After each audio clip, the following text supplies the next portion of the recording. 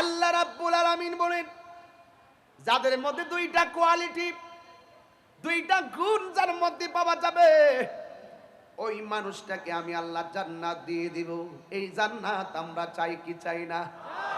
জান্নাত যে কত মজা রে, শুধু খাওন আর খাওন। কি এর মেজবানি, সবচেয়ে বড় মেজবানি আল্লাহ যেই দিন আমাদেরকে খাওয়াবেন জান্নাতের খাবার। খামনটা সামনে আসেনি? আছে। এই খানা পাইতে গেলে খানার কাজ করতেই হবে। যুবক ভাইরা আমার, আল্লাহ বলেন আমি প্রেমিকদেরকে এমন একটা ঘর দিব, এই ঘরের একটা শিক যদি, জানালার একটা শিক যদি বিক্রি করে, সারা পৃথিবী 70টা কিনা যাবে। আমি আল্লাহ ওই প্রেমিকদেরকে এমন ছায়ার জন্য গাছ দিব, 100 বছর গোড়া দিয়া দৌড়লো গাছের ছায়া শেষ হবে না। আমি আল্লাহ এমন একটা জান্নাত দিব, জান্নাতিন তাজরি মিন তাহতিহাল আনহার। আমি আল্লাহ ওই জান্নাতের ভিতরে দিব, জান্নাতের নিচ দিয়া এমন একটা নদী প্রবাহিত হবে, ওই নদীর হাওয়া যখন গায়ের মধ্যে লাগবে গো, তখন তার শরীরের মধ্যে প্রেমের ধুলা লাগবে। এই জন্য আমার নবী বলেন, আফদালুল ইবাদাতিস সালাত, সর্বোত্তম ইবাদত হলো নামাজ। নামাজ আছে, রোজা আছে, হজ আছে, যাকাত আছে। এবার নবীর একটু প্রশ্ন করি না, ইয়া রাসূলুল্লাহ, ইয়া রাসূলুল্লাহ, আমার টান্ডা দিতাম নাকি? আমার টান্ডা দিমু? ইয়া রাসূলুল্লাহ নবী, এটা কি সিটাগাং চলে নাকি? ইয়া রাসূলুল্লাহ নবী গো,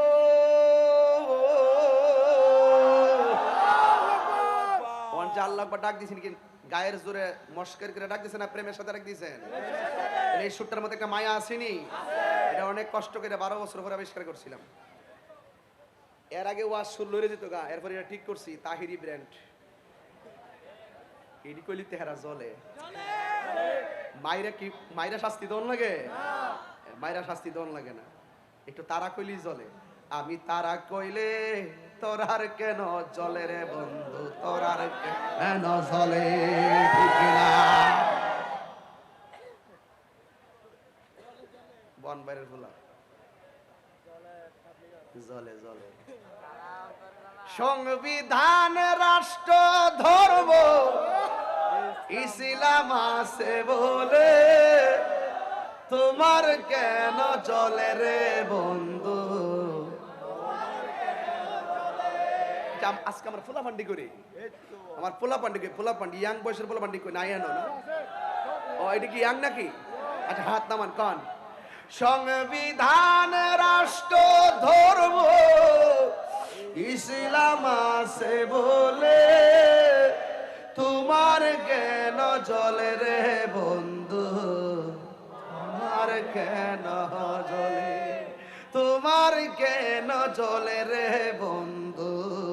তোমার কেন?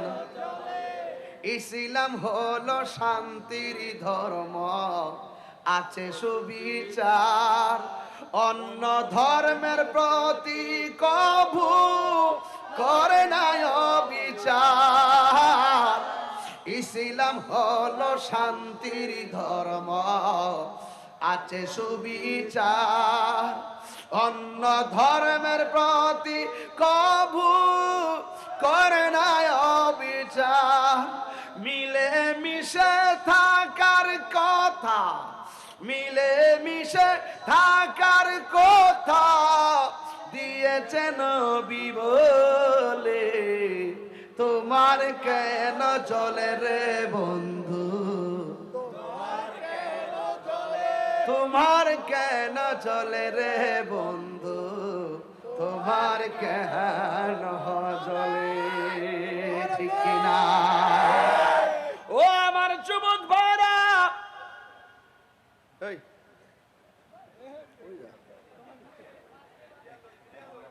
ও ক্যামেরাম্যান, যাও বাবা ক্যামেরাটা ভালো করে রেখে জানালে মেরে দিবি।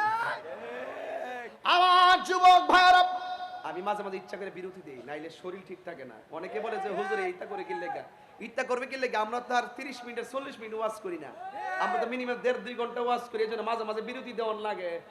মাদ্রাসাতে ক্লাস করে মাঝখানটা বিরতি আছে না? না আছে। না 24 ঘন্টা বেরোতে। এই জন্য যুবক ভাইরা আফদালুল ইবাদ, ঠিক আছে নি? ঠিক থাকতো না, ওকে জন্মের শিক্ষা দিয়ে দিল। তাহিরি বিরুদ্ধে কথা কইতো। ফেসবুকটাতে দেখলে বোঝা যায় কত ডাইলে কথা কও। জি আমি বলছি পাগলা কইছি ভয় বা ঠান্ডা হয়ে পাগলা রে গরম পাগলা মারহাবা কোন। আমি বলছিলাম আফদালুল ইবাদাতুস সালাত, এদিকে সর্বোত্তম ইবাদত হলো নামাজ। হাসরের ময়দানে ইবাদতের হিসাবটা আগে হবে। এখন বলবেন তাহিরি হুজুর রোজা রাখলে সব গুনাহ মাফ হয়ে যায়, রোজার পুরস্কার আল্লাহ নিজের হাতে দিবে, কিন্তু রোজাটা কেন শ্রেষ্ঠ ইবাদত হলো না? হজ করলে গুনাহ মাফ হয়ে যায়, হজ কেন সর্বোত্তম ইবাদত হলো না? যাকাত দিলে মাল পবিত্র হয়ে যায়, আল্লাহর বন্ধু হয়ে যায়, কিন্তু যাকাতটা কেন সর্বোত্তম ইবাদত হলো না? এই সালাত কেন সর্বোত্তম ইবাদত হলো? আমার নবী চমৎকার ব্যাখ্যা করেছেন। আমার নবী বলে যাকাত দিলে মানুষের সঙ্গে কথা বলা যায়, রোজা রাখলে দিনের বেলা কথা বলা যায়, হজ করতে গেলে কথা বলা যায়, কিন্তু নামাজ একটা এমন বন্দেগী আল্লাহু আকবার বলে দাঁড়ায় গেলে মন্ত্রী আসলে কথা বলা যায় না, এমপি আসলে কথা বলা যায় না, চেয়ারম্যান আসলে কথা বলা যায় না, কাউন্সিলর আসলে কথা বলা যায় না, বক্তা আসলে কথা বলা যায় না। আল্লাহু আকবার বলে দাঁড়ায় গেলে কোনো মানুষের সঙ্গে কথা বলা যায় না। কেন জানো নি?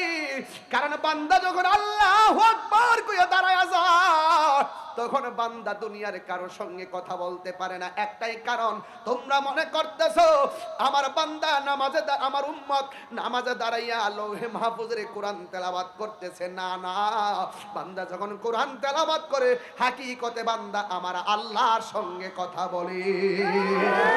আর জোরে কোন আল্লাহু আকবার। আলহামদুলিল্লাহ রাব্বিল আলামিন। আমি যখন উমরায় গেছি আম্মারে লয়া, আম্মারে উমরায় গেছি তখন সকালবেলা ওইটা দৌড়াই গেছি গে মসজিদে তেলাওয়াত শুনবার লাগে। কারণ আমি তো হাফেজ না, হেরার তেলাওয়াত শুনলে আমার শান্তি লাগে। যখন কণ্ঠটা সকালবেলা মোটা থাকে তখন কিছু কিছু কারি সাহেব রাইসা এইভাবে তেলাওয়াত করে খানায় কাবায়। আল্লাহু আকবার। আলহামদুলিল্লাহি রাব্বিল আলামিন আর রহমানির রহিম مالك يوم الدين إياك نعبد وإياك نستعين اهدنا الصراط المستقيم صراط الذين أنعمت عليهم غير المغضوب عليهم ولا الضالين।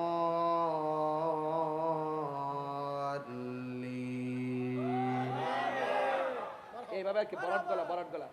আর যখন ওই সুদাইসির স্টাইলের কোন কারি আসে, অনেক অপেক্ষা করছেন কারি সুদাইস আসবে, কিন্তু ওনার মতন কিছু কারি পরে ওরা যখন আসে তখন আর এরকম ভাবে পড়ে না। আইসাই কইব পুরা কাবা করে চতুর্পাশে তো মাইক লাগানো, সব দিক দিয়ে আওয়াজ ধুম ধুম করে আল্লাহু আকবার আলহামদুলিল্লাহি রাব্বিল আলামিন আর রহমানির রহিম মালিকি ইয়াউমিদ্দিন إياك نعبد وإياك نستعين اهدنا الصراط المستقيم صراط الذين أنعمت عليهم غير المغضوب عليهم ولا الضالين।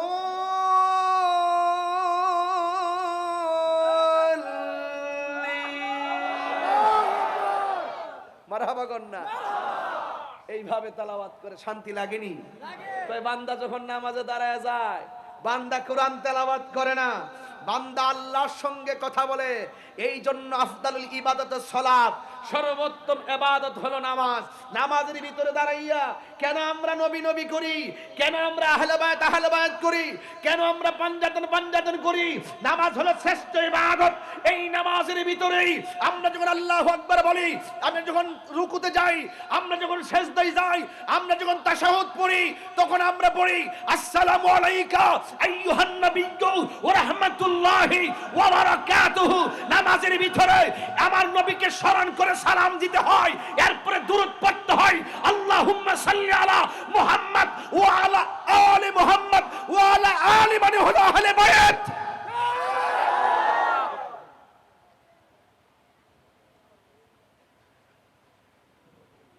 নামাজের ভিতরে দাঁড়িয়ে মন্ত্রীকে সালাম দিলে নামাজ বাতিল, এমপিরে সালাম দিলে নামাজ বাতিল, আর আমার নবীকে সালাম না দিলেন নামাজ বাতিল। আরে হাত তুলে কোন নাম্বার হাবা? আমার নবী কি আমাদের মতো? আমাদের মতো বললে কি ঈমান থাকবে? থাকবে না। এই জন্য নামাজ পড়বেন বুঝা পড়তে, আল্লাহকে ডাকবেন সিন্না ডাকবেন, নবীর সাথে প্রেম করবেন বুঝা করবেন। মারহাবা জোরে কর। মানলে মানার মতো মানতে হবে, নামাজ পড়লে পড়ার মতো পড়তে হবে। আমরা ওয়াজের মূল কথা হইল যে নামাজ পড়লে পড়ার মতো পড়তে হবে। আপনি নামাজও পড়বেন, আবার মসজিদের প্রথম কাতারও যাইবেন, আবার আপনার তালিকার সভাপতি, কিন্তু খবর নিয়ে দেখলাম আপনি সুদখোর নাম্বার 1। এই নামাজ পড়লে লাভ হইব? আপনি নামাজও পড়বেন, সব ঠিক আছে, দাড়িও ঠিক আছে, মাথার ফাগরিও ঠিক আছে, আবার দোকানে বৈশা গীবত করবেন, তাহলে এই নামাজের দাম আছে? তাহলে ফললে ফরার মতো ভর্তি হইব, ধরলে ধরার মতো ভর্তি হইব, সালাম দিলে দেওয়ার মতো দিতে হইব। এই জন্য আল্লাহ বলছে ইউসাল্লিমু বললে চলতো, তাসলিমা বলার দরকার ছিল না। কথা বলেন ঠিক না বেঠিক? সালাম দাও সালামের মতো, নামাজ পড়ো নামাজের মতো, আল্লাহরে ডাকো ডাকার মতো, নবীরে ডাকো ডাকার মতো, মুর্শিদ ধরো ধরার মতো, মুরিদ হইবা, আবার মা বাপরে লাথিও মারবা।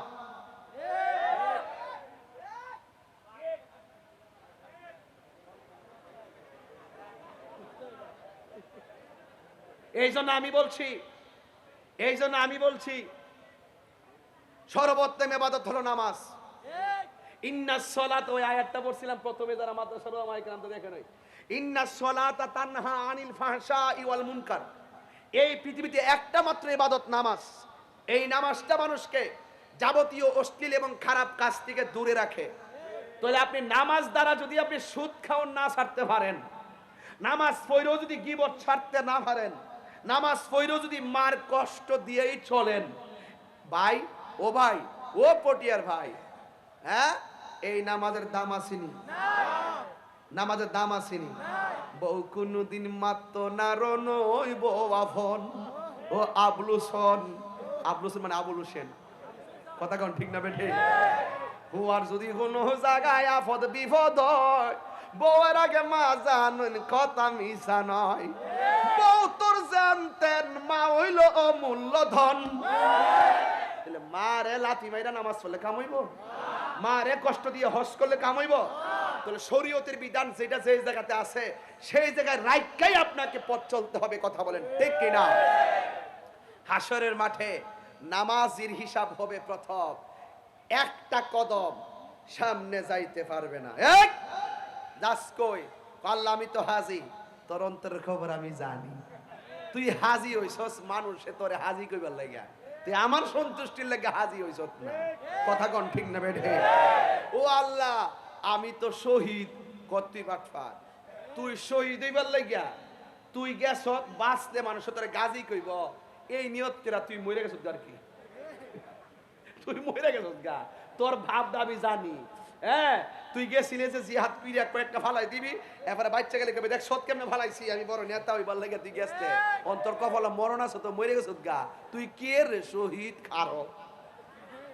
এরপরে কাল্লা আমি তো দান করছি, দান তো করছো তো মানুষের, তোর দানবীর কইবার লাগিয়া না, একটা কদম সামনে যেতে পারবি না। অন্তর খবর কেউ জানে না, একজন জানে, তিনি কে? তাহলে আপনি মানলে মানার মতো মানতে হবে। একমাত্র নামাজ আপনাকে যাবতীয় খারাপ কাজ থেকে বিরত রাখে। এই জন্য যুবক ভাইয়েরা আমার পায়ে হাত দিয়ে বলে যায়, এই নামাজ আমরা চাই কি চাই না? তাহলে ফেসবুক কি হালকা গজব না পুরা গজব?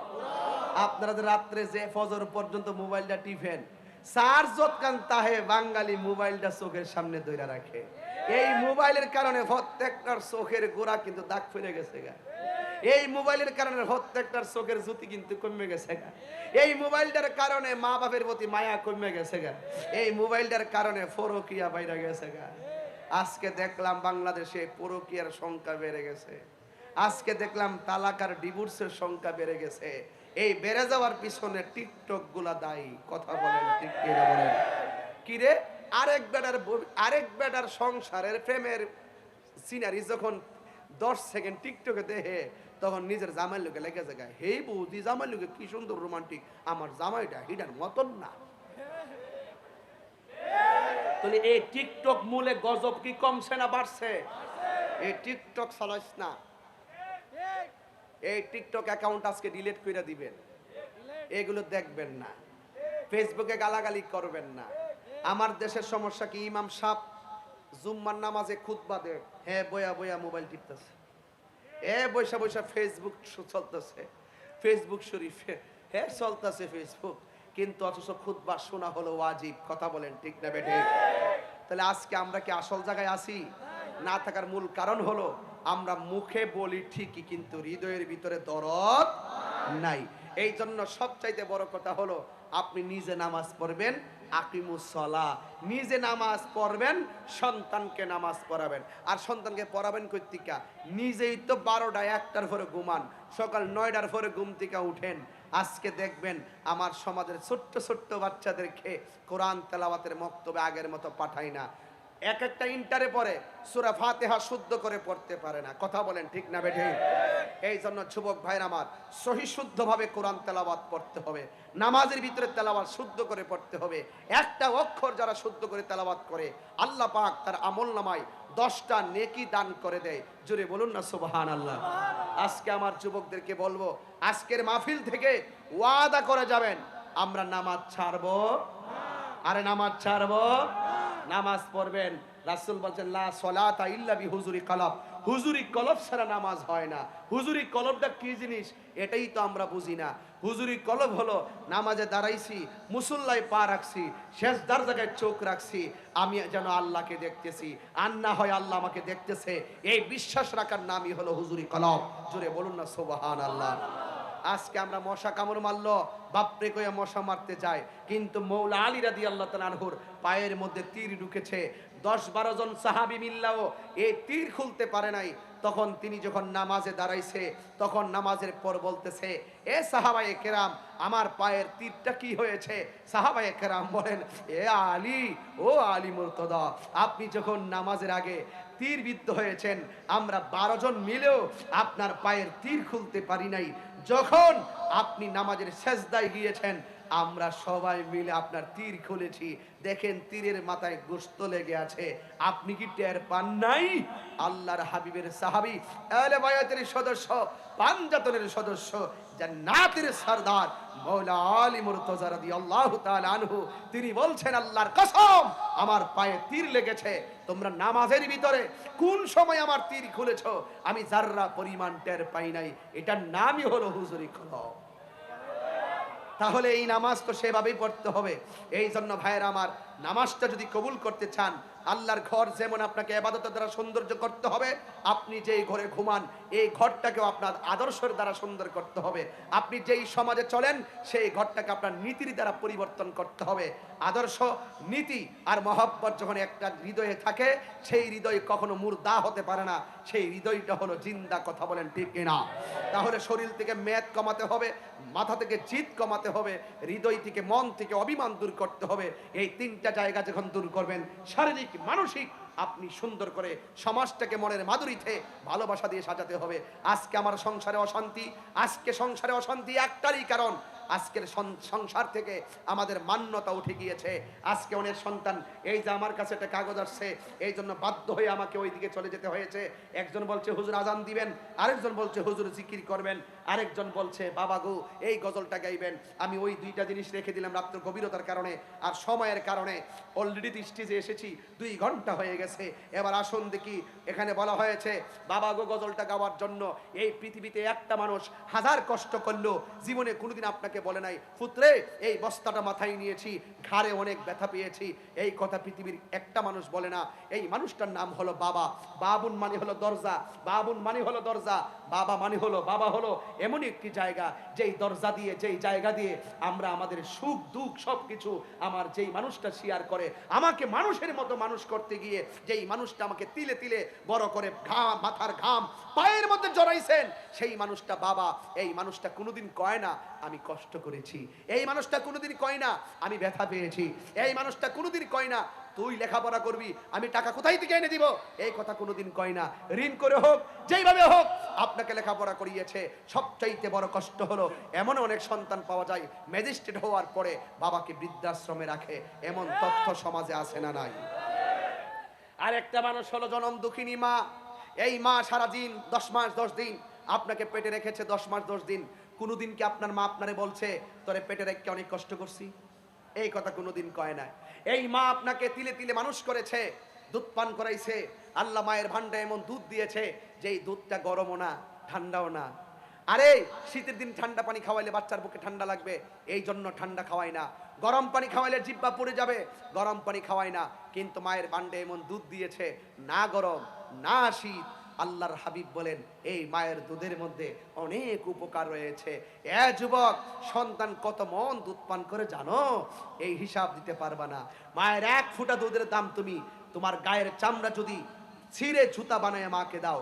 এবং জুন্নুন মিস্ত্রিকে বলা হয়েছিল তুমি মাকে কাঁধে নিয়ে হজ করেছ, শতবার যদি তোমার কাঁধে নিয়ে মাকে হজ করো কিন্তু তোমার মায়ের ঋণ সুদ হবে না। আজকে আমাকে বাবার গজল গাইতে বলছো, গজল শুনলে কি লাভ হবে? আজকে সমাজে 90% বাবা সন্তানের দ্বারা নির্যাতিত। আরেক মায়ের গজল শুনলে কি হবে? 90 নয় 95% মা সংসারের পুত্র বধূর দ্বারা নির্যাতিত। এই কথাগুলো বললে আপনারা আমাকে দাওয়াত করবেন না, এই কথাগুলো বললে আপনারা আমার সমালোচনা করবেন। আমি সমালোচনার দাঁড়ি না। আমার কথা হলো আমি যেহেতু আমার মাকে ভালোবাসি, আমি যেহেতু আমার বাবাকে ভালোবাসি, এখনো না বুঝি বাপটা কেমন জিনিস। এই বাপটা তো চলে গেছে 4 বছর হয়ে গেছে, এই বাবা কি আর এসেছে? এই বাপ তো আসে নাই। থাকতে চিনলাম না, চলে যাওয়ার পরে তো ঠিকই হাই হাই করি। এই মা কেউ একদিন হারাই গেলে পাগলের মতো চিৎকার পারবো। অনেক মানুষ বলে সিজার করলে কষ্ট হয় না। কে বলছে তোমাকে কষ্ট হয় না? কে বলছে তোমাকে কষ্ট হয় না? সিজার করলে কষ্ট হয় না তোমাকে কে বলেছে? তোমার মাকে জিজ্ঞাসা করবা, সিজার করার সময় ডাক্তার কোমরের মধ্যে একটা ইনজেকশন দেয়, সারা জীবনের জন্য মাটাকে পঙ্গু বানায় দেয়। সারা জীবনের জন্য ইনজেকশনটার কারণে সোজা হয়ে দাঁড়াইতে পারে না। এই জায়গাটা অবশ কইরা, এই তলপেট অবশ কইরা, এমন ভাবে তোমাকে অবশ কইরা 7টা পাল্লার চামড়া কাটতে ফলাই, 40 মিনিট তোমাকে পানি পান করা বন্ধ করে দেয়। যখন তোমার হুশ আসে, এই 7টা সেলের জায়গা যখন একটা সিট মারে, অনেক মা বেহুশ হয়ে যায়, হাঁটতে পারে না, লড়তে পারে না, সারাটা জীবনে এই দাগগুলো থেকে যায়। পিছের পেটগুলা ছেড়ে দেয়, আগের মতো লড়তে পারে না, আগের মতো ভারী আল গাইতে পারে না, আগের মতো দূরতে পারে না, আগের মতো কবর তুলতে পারে না। এরপর সেই মা কোনোদিন কয় না আমি তোর জন্য কষ্ট করেছি। ওই মার বুকে লাথি মাইরা তাহিরি ওয়াজ শুনবার রাত্রে 1:30টার সময় পটিয়ার জমিনে তোমার মতন এই মায়ের বিরুদ্ধে আচরণকারী সন্তান তাহিরি ওয়াজ শোনার দরকার নাই। মায়ের মনে কষ্ট দিয়া তুমি খানায় কাবায় হজ করতে যাইবা, তোমার মতন লোকের চুম্বনের জন্য খানায় কাবার পাথর লালায়িত নয়। কথা বলেন ঠিক না বেঠিক? এই জন্য আজকে মায়ের গজল দিয়ে আর বাবার গজল দিয়ে আমি তোমাকে বোঝাতে চেষ্টা করব না। আমি তোমাকে চেষ্টা করব, আজকে থেকে ওয়াদা, আপনাকে চেষ্টা করব, এই ছেলে তোমার বাবার কদমে গিয়ে আজকে পড়ে যাবে, তোমার মায়ের কদমে আজকে পড়ে যাবে। এই পৃথিবীতে 2টা মানুষ বড় অসহায়। যখন গায়ে শক্তি থাকে, প্রত্যেকটা সন্তান যতদিন বেকার থাকে ততদিন পর্যন্ত মা বাপরে ঠিকই মূল্যায়ন করে। যেই মাত্র চাকরি পাওয়া যায়, মা যখন বৃদ্ধ হয়ে যায়, বৃদ্ধা হয়ে যায়, বাবা যখন বৃদ্ধ হয়ে যায়, তখন আর সন্তান বাবা মারে মূল্যায়ন করে না। সংসারের প্রত্যেকটা বাবা সন্তানের দ্বারা নির্যাতিত, এই কথাগুলো সমাজে মুখ খুললা বলে না। আমার ছেলে তো মাস্টার্স পাস, কেমনে মুখ খুললা বলি? মানুষে বলবে তোর পুলা লেখাপড়া কইরা একটা অমানুষ হয়ে গেছে, এই বদনামটা তো বাবার ঘাড়ের উপরে এসে পড়ে। এই জন্য বাপটা দুঃখের কথা কাউরে বলে না। আরে বউ, এ ছেলের বউ, তুমি যে এসেছো, তুমি আইসাই তোমার শাশুড়ির দমক মারতেছো, তোমার স্বামীর সম্পদের উপরে তুমি ভাগ বসাইতেছো, তুমি বলতেছো আমার জামার প্লেট, আমার জামার সুকেস, আমার জামার ফ্যান, আমার জামার বাড়ি। ওই শাশুড়ির উচিত ওই বউয়ের দুই গালে জুতা দিয়া ইচ্ছা মতো বাইরানো।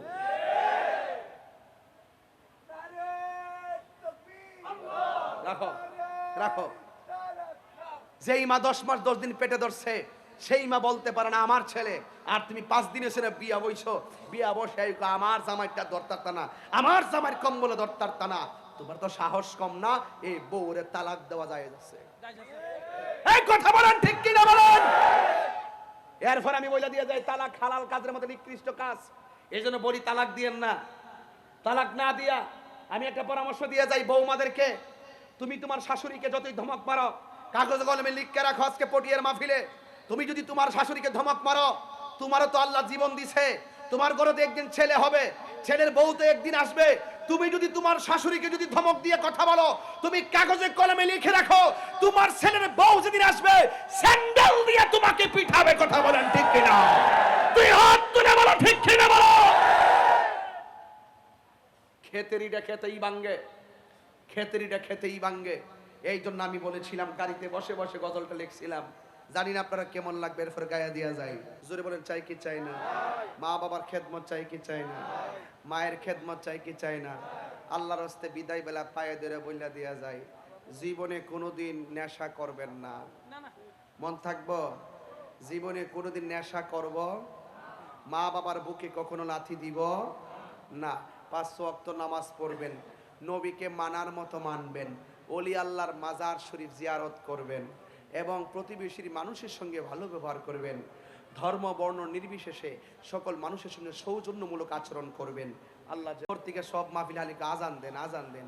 আজানটা যে কত কষ্ট, এমন যদি জানতাম শুরুতে রিল্যাক্সে আজানটা দিয়া দিলাম উল্লে, তাইলে বিদায় বেলার আর তো কষ্ট হইল না। যাক, তারপরে যার শেষ বালা তার সব বালা। পৃথিবীর শ্রেষ্ঠ ধ্বনি আল্লাহু আকবার। কথা বলেন ঠিক কিনা? বুঝতে পারছি? এই মাশাআল্লাহ দে, ওই মাশাআল্লাহ দে, মাশাআল্লাহ দে। হ্যালো,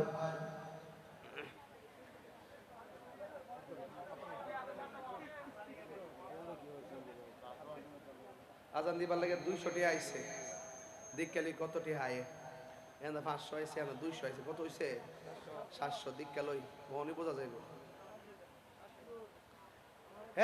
হাতে দেওয়ার সময় নাই।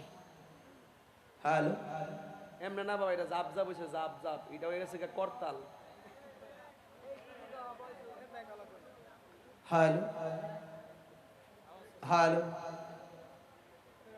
ওই রিপিটটা 1 2 3 তো যারা যারা দিও না। হ্যালো, কিছু পয়সা আর কি চলে। আল্লাহু আকবার, আল্লাহু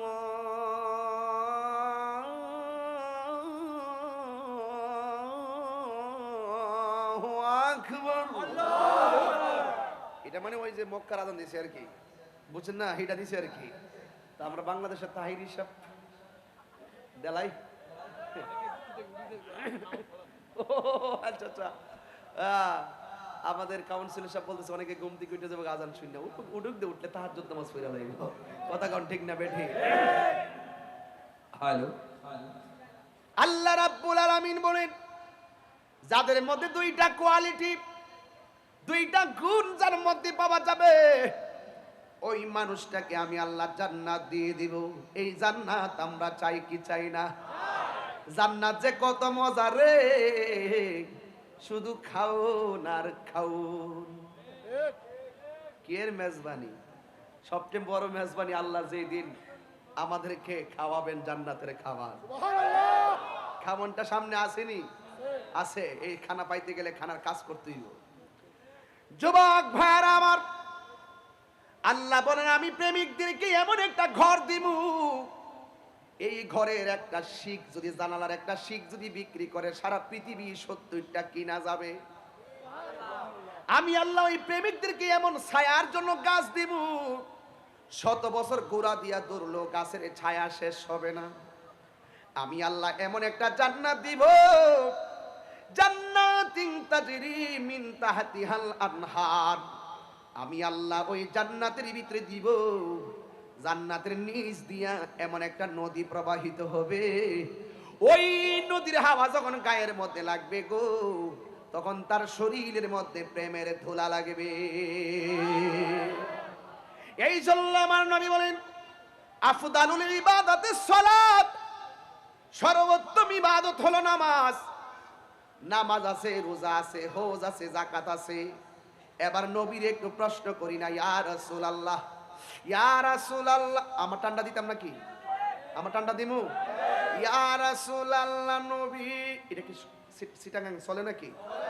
ইয়া রাসূলুল্লাহ নবী গো,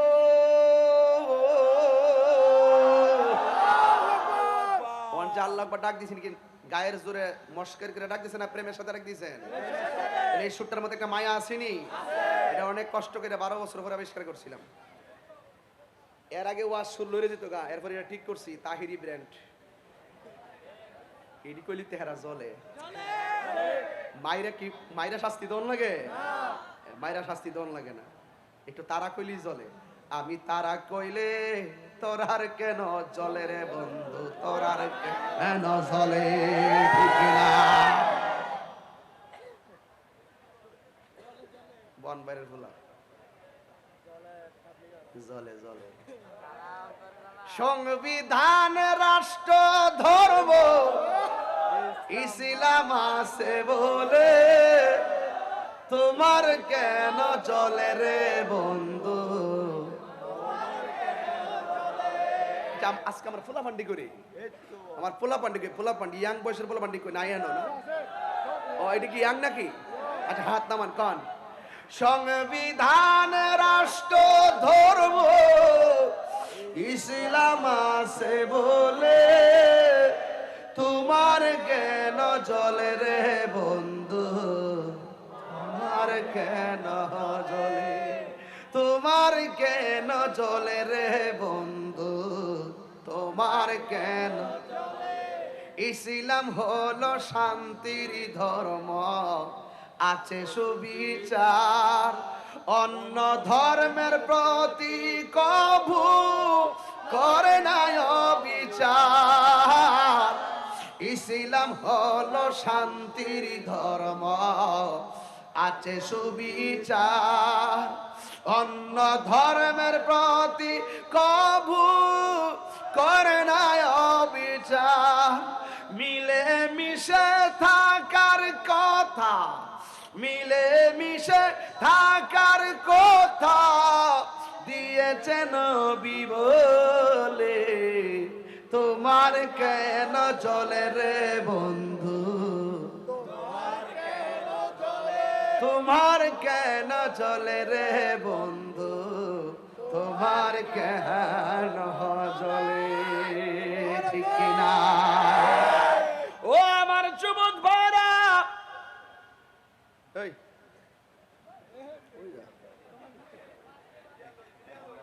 ও ক্যামেরাম্যান, যাও বাবা ক্যামেরাটা ভালো করে রেখে জানালে মেরে দিবে। আমার যুবক ভাইরা, আমি মাঝে মাঝে ইচ্ছা করে বিরতি দেই, নাইলে শরীর ঠিক থাকে না। অনেকে বলে যে হুজুর এইটা করে কি লেগা, ইচ্ছা করবে কি লেগা? আমরা তো আর 30 মিনিট 40 মিনিট ওয়াজ করি না, আমরা তো মিনিমাম 1.5-2 ঘন্টা ওয়াজ করি। এজন্য মাঝে মাঝে বিরতি দেওয়ার লাগে। মাদ্রাসাতে ক্লাস করে মাঝখানটা বিরতি আসে না? না আছে না? 24 ঘন্টা বিরতি। এই জন্য যুবক ভাইরা, আফদালুল ইবাদ ঠিক আছে নি? ঠিক থাকতো না, ওকে জন্মের শিক্ষা দিয়ে দিবে না। তাহিরি বিরুদ্ধে কথা কইতো, ফেসবুকটাতে দেখলে বোঝা যায় কত ডাইলে কথা কও। জি আমি বলছি পাগলা কইছি ভয় বা ঠান্ডা হয়ে পাগলা রে গরম পাগলা। মারহাবা কর।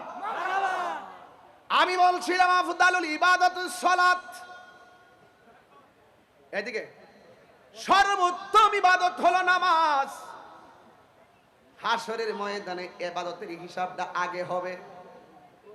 এখন বলবেন তাহিরি হুজুর, রোজা রাখলে সব গুনাহ মাফ হয়ে যায়, রোজার পুরস্কার আল্লাহ নিজের হাতে দিবে, কিন্তু রোজাটা কেন শ্রেষ্ঠ ইবাদত হলো না? হজ করলে গুনাহ মাফ হয়ে যায়, হজ কেন সর্বোত্তম ইবাদত হলো না?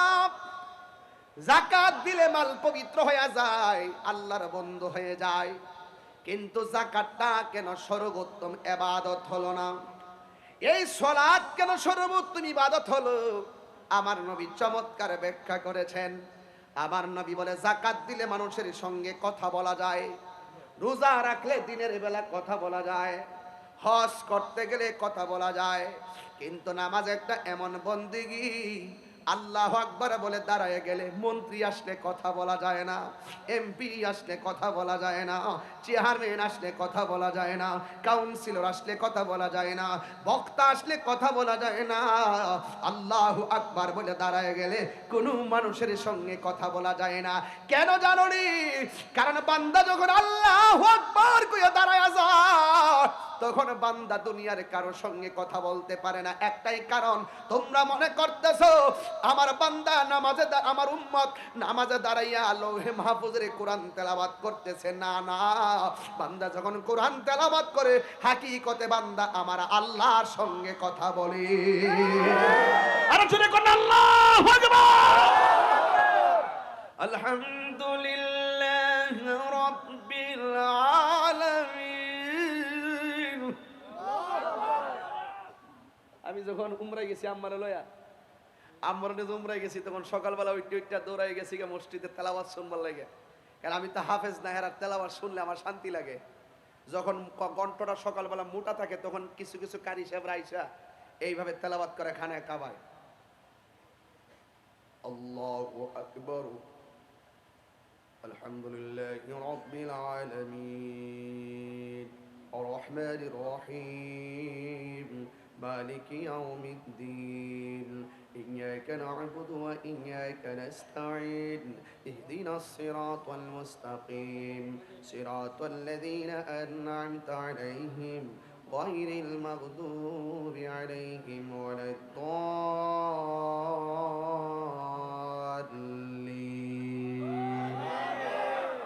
এইভাবে কি বরাত গলা। আর যখন ওই সুদাইসির স্টাইলের কোন কারি আসে, অনেক অপেক্ষা করছিলাম কারি সুদাইস আসবে, কিন্তু ওনার মতন কিছু কারি পরে ওরা যখন আসে তখন আর এরকম ভাবে পড়ে না। আইসাই কইব পুরা কাবা করে চতুর্পাশে তো মাইক লাগানো, সব দিক দিয়ে আওয়াজ ধুমধুম করে আল্লাহু আকবার, আলহামদুলিল্লাহি রাব্বিল আলামিন, আর রহমানির রহিম, মালিক ইয়াউমিদ্দিন, إياك نعبد وإياك نستعين، اهدنا الصراط المستقيم، صراط الذين أنعمت عليهم غير المغضوب عليهم ولا الضالين।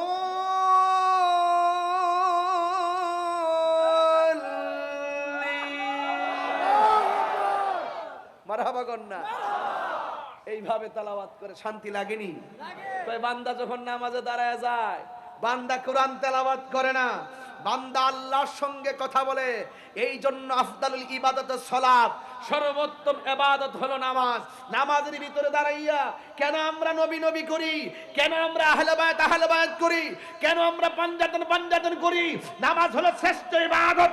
এই নামাজের ভিতরেই আমরা যখন আল্লাহু আকবার বলি, আমরা যখন রুকুতে যাই, আমরা যখন সিজদায় যাই, আমরা যখন তাশাহুদ পড়ি, তখন আমরা পড়ি আসসালামু আলাইকা আইয়ুহান নাবিয়্যু ওয়া রাহমাতুল্লাহি ওয়া বারাকাতুহু। নামাজের ভিতরে আমার নবীকে স্মরণ করে সালাম দিতে হয়, এরপরে দুরূদ পড়তে হয় আল্লাহুম্মা সাল্লি আলা মুহাম্মদ ওয়া আলা আলি মুহাম্মদ ওয়া আলা আলি মানে হলো আহলে বায়াত।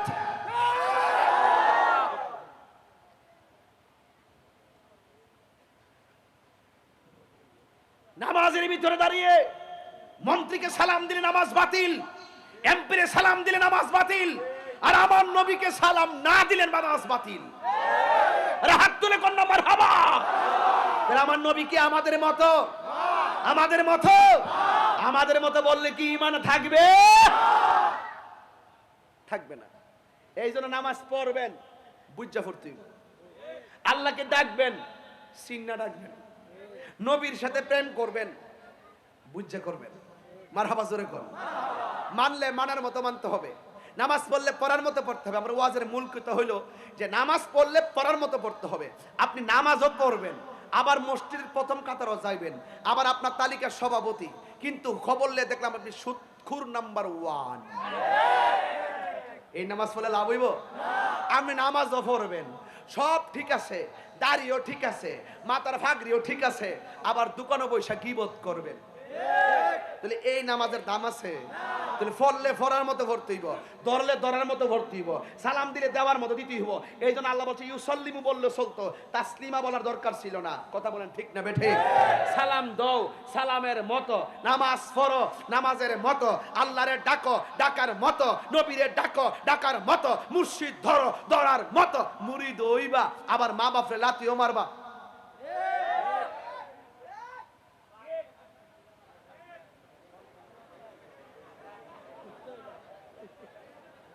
এই জন্য আমি বলছি সর্বোত্তম ইবাদত হলো নামাজ। ইন্নাস সালাত, ওই আয়াতটা পড়ছিলাম প্রথমে, যারা মাদ্রাসার ওলামায়ে কেরাম তো দেখেন, ইন্নাস সালাতা তানহা আনিল ফাহশাই ওয়াল মুনকার। এই পৃথিবীতে একটা মাত্র ইবাদত নামাজ। এই নামাজটা মানুষকে যাবতীয় অশ্লীল এবং খারাপ কাজ থেকে দূরে রাখে। তাহলে আপনি নামাজ দ্বারা যদি আপনি সুদ খাওয়ান না ছাড়তে পারেন, নামাজ পড়েও যদি গীবত ছাড়তে না পারেন, নামাজ পড়েও যদি মার কষ্ট দিয়েই চলেন, ভাই ও পটিয়ার ভাই, হ্যাঁ এই নামাজের দাম আসেনি? নামাজের দাম আসেনি? বউ কোনদিন মাত্র না রনই বউ আফন ও আবলুসন মানে আবুল হোসেন। কথা কোন ঠিক না বেঠে? হুয়ার যদি কোনো জায়গায় আফদ বিপদ হয়, বউয়ের আগে মা জানুন কথা মিশা নয়। বউ তোর জানতেন মা হইল অমূল্য ধন। মা রে লাথি মাইরা নামাজ পড়লে কামাইব? মা রে কষ্ট দিয়ে হজ করলে কামাইব? তাহলে শরীয়তের বিধান যেটা যে জায়গাতে আছে সেই জায়গায় রাইটকাই আপনাকে পথ চলতে হবে। কথা বলেন ঠিক কিনা? হাসরের মাঠে নামাজির হিসাব হবে প্রথম, একটা কদম সামনে যাইতে পারবে না। এক দাস কই আল্লাহ আমি তো হাজি, তোর অন্তরের খবর আমি জানি। তুই হাজি হইছস, মানুষে তোরে হাজি কইবার লাগিয়া, তুই আমার সন্তুষ্টির লাগে হাজি হইছস না। কথা কোন ঠিক না বেঠে?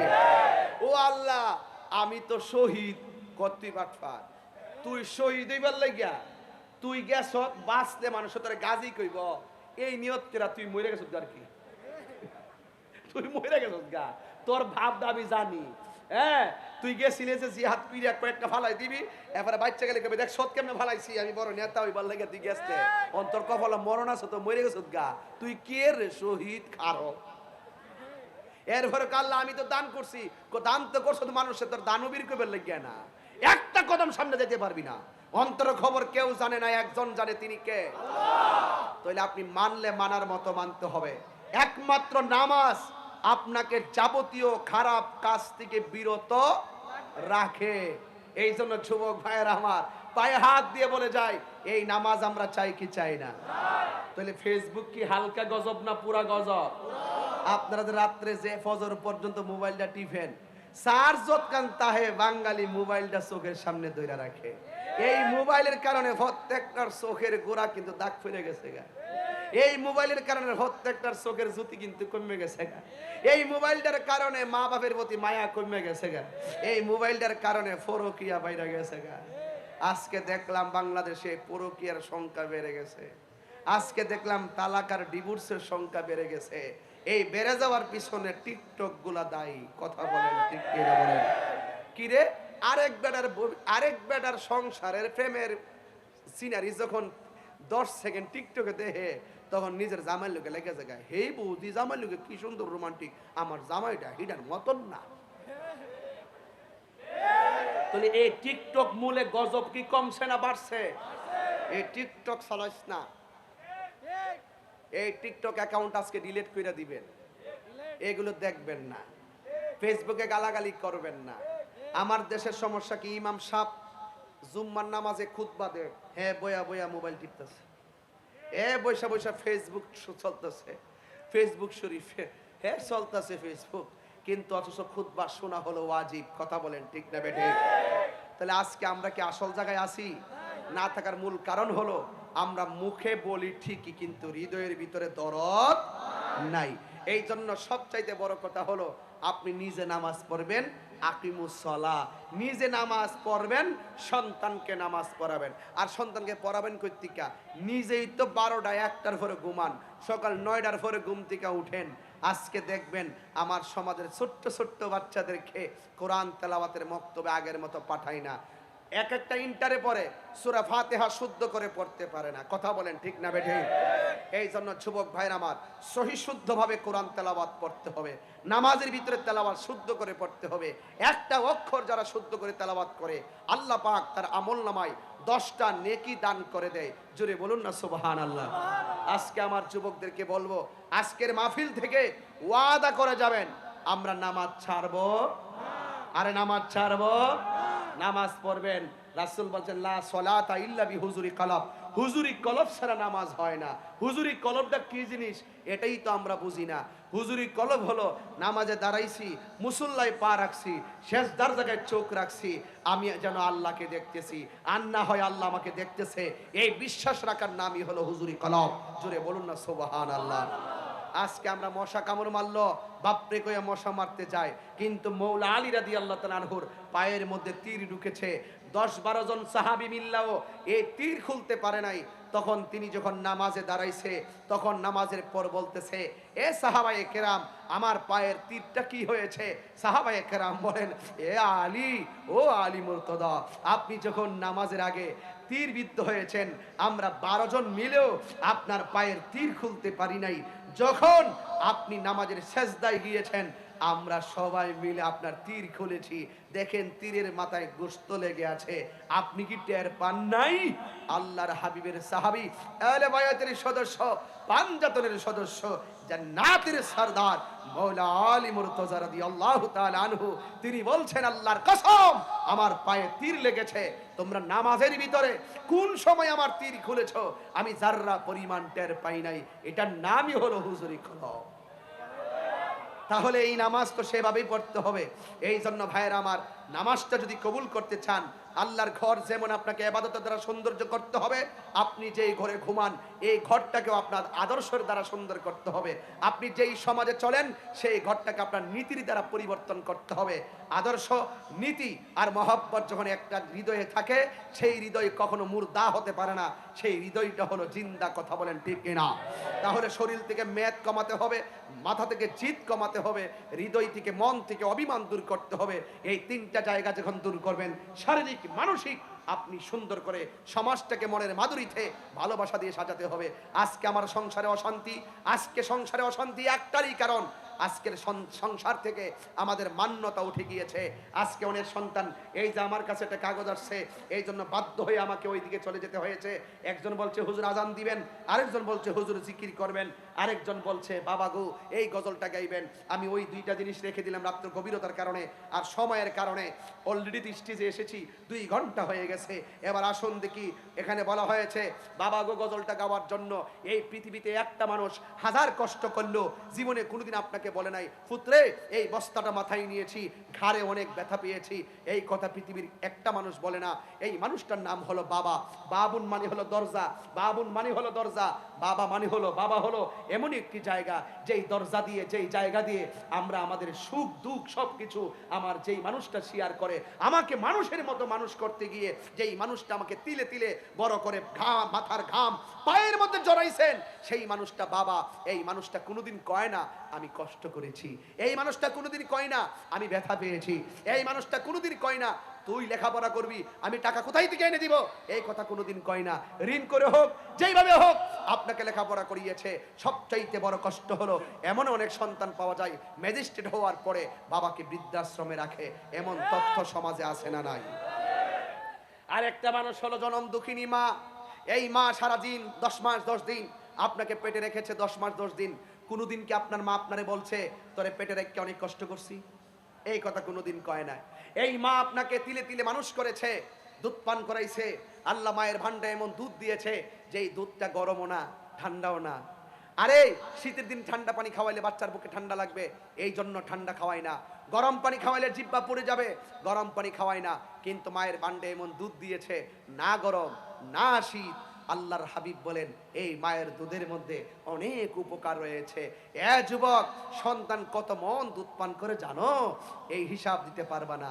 মায়ের 1 ফোঁটা দুধের দাম তুমি তোমার গায়ের চামড়া যদি ছিঁড়ে জুতা বানায় মাকে দাও।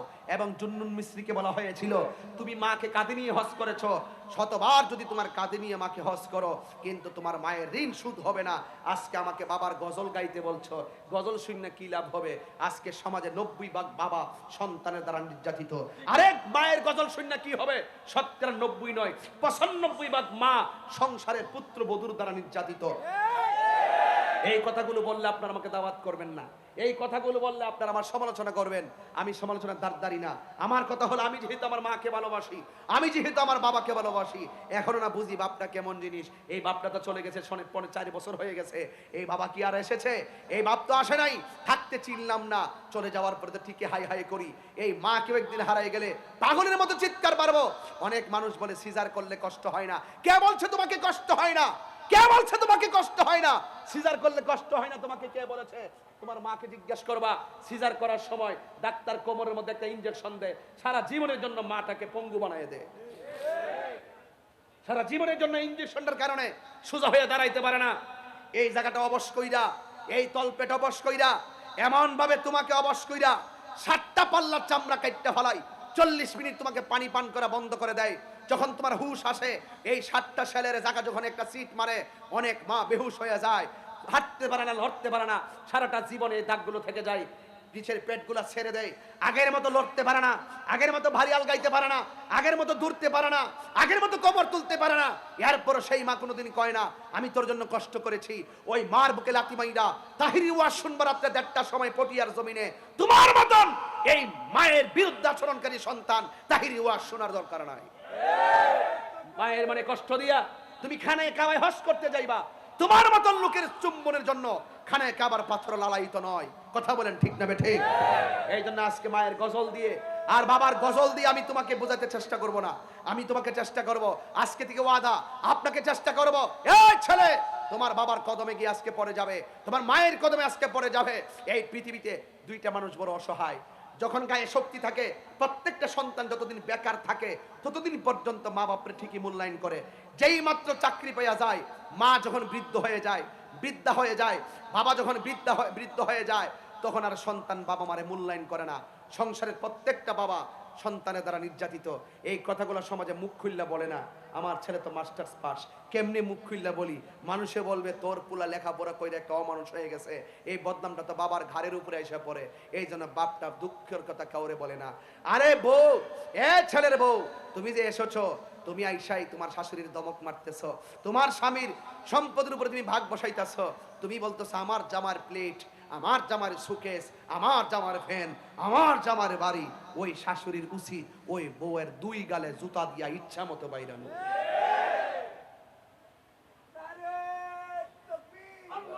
রাখো রাখো। যেই মা 10 মাস 10 দিন পেটে ধরছে, সেই মা বলতে পারে না আমার ছেলে। আর তুমি 5 দিনে ছেলে বিয়া বইছো, বিয়া বসে আমার জামাইটা ধরতারতা না, আমার জামাইয়ের কম্বলে ধরতারতা না। তোমার তো সাহস কম না? এই বউরে তালাক দেওয়া যায় যাচ্ছে। এই কথা বলেন ঠিক কি না বলেন? এরপর আমি বলে দিয়ে যাই তালাক হালাল কাজের মধ্যে নিকৃষ্ট কাজ। এই জন্য বলি তালাক দিয়েন না। তালাক না দিয়া আমি একটা পরামর্শ দিয়ে যাই বৌমাদেরকে, তুমি তোমার শাশুড়িকে যতই ধমক মারো, কাগজ কলমে লিখকে রাখো আজকে পটিয়ার মাহফিলে, তুমি যদি তোমার শাশুড়িকে ধমক মারো, তোমারও তো আল্লাহ জীবন দিছে, তোমার ঘরে তো একদিন ছেলে হবে, ছেলের বউ তো একদিন আসবে। তুমি যদি তোমার শাশুড়িকে যদি ধমক দিয়ে কথা বলো, তুমি কাগজে কলমে লিখে রাখো, তোমার ছেলের বউ যেদিন আসবে স্যান্ডেল দিয়ে তোমাকে পিঠাবে। কথা বলেন ঠিক কিনা? তুই হাত তুলে বলো ঠিক কিনা বলো। খেতেরিটা খেতেই ভাঙ্গে, খেতেরিটা খেতেই ভাঙ্গে। এই জন্য আমি বলেছিলাম, গাড়িতে বসে বসে গজলটা লিখছিলাম, জানি না আপনারা কেমন লাগবে, এরপর গায়ে দিয়া যায়। জোরে বলেন চাই কি চাই না? মা বাবার খেদমত চাই কি চাই না? মায়ের খেদমত চাই কি চাই না? আল্লাহর হস্তে বিদায় বেলা পায়ে ধরে বইলা দিয়া যায়, জীবনে কোনোদিন নেশা করবেন না। মন থাকবো? জীবনে কোনোদিন নেশা করব, মা বাবার বুকে কখনো লাথি দিব না। 5 ওয়াক্ত নামাজ পড়বেন, নবীকে মানার মতো মানবেন, ওলি আল্লাহর মাজার শরীফ জিয়ারত করবেন এবং প্রতিবেশীর মানুষের সঙ্গে ভালো ব্যবহার করবেন। ধর্ম বর্ণ নির্বিশেষে সকল মানুষের সঙ্গে সৌজন্যমূলক আচরণ করবেন। আল্লাহ থেকে সব মাহফিল আলীকে আজান দেন, আজান দেন। আজানটা যে কত কষ্ট, এমন যদি জানতাম শুরুতে রিল্যাক্সে আজানটা দিয়া দিলাম উল্লে, তাইলে বিদায় বেলার আর তো কষ্ট হইল না। যাক, তারপরে যার শেষ বালা তার সব বালা। পৃথিবীর শ্রেষ্ঠ ধ্বনি আল্লাহু আকবার। কথা বলেন ঠিক কিনা? বুঝতে পারছি? হ্যাঁ, মাশাআল্লাহ দে, ওই মাশাআল্লাহ দে, মাশাআল্লাহ দে। হ্যালো,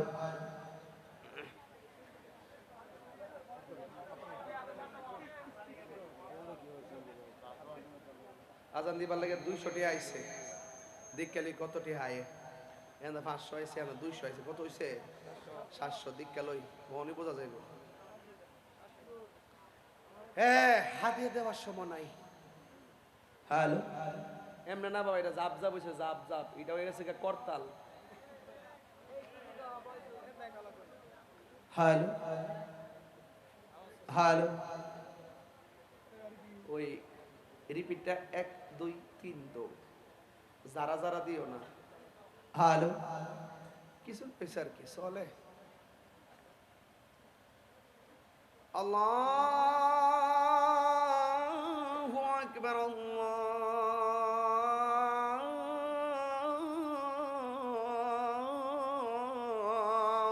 আকবার। এটা মানে ওই যে মক্কার আজান দিছে আর কি, বুঝছেন না? এটা দিছে আর কি। তা আমরা বাংলাদেশের তাহির হিসাব দেলাই। ও আচ্ছা আচ্ছা। আমাদের কাউন্সিলর সাহেব বলতেছে অনেকে ঘুম থেকে উঠে যাবে আজান শুনে, উঠুক দিয়ে উঠলে তাহাজ্জুদ নামাজ পড়া লাগবে। কথা কোন ঠিক না বেঠি? হ্যালো,